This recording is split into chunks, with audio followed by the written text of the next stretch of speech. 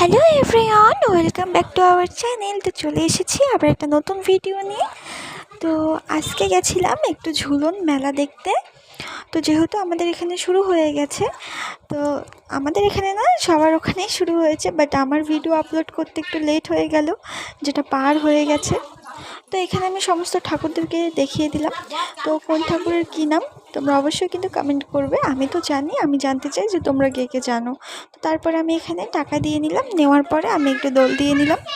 তো এখানে কিন্তু রাধাকৃষ্ণের মুখটা কিন্তু ভীষণ মিষ্টি ছিল। তোমরাও দেখো কি মিষ্টি, তাই না? খুব সুন্দর হয়েছিল। তো আমার তো ভীষণ ভালো লাগছিলো দোল দিতে। তো তারপরে এখানে মা একটু দোল দিয়ে নিচ্ছিল। তো তারপরে মাকে আমি বলছিলাম যে সরো সরো, আমি একটু দিব। তো মা বলছিল এখানে একটু আমার ভিডিও করে দে। তো যাই হোক, তো তারপরে আমি আবারও একটু দোল দিয়ে নিলাম। তো দেখতে কিন্তু ঠাকুরগুলো ভীষণ সুন্দর ছিল, ভীষণ মিষ্টি লাগছিল।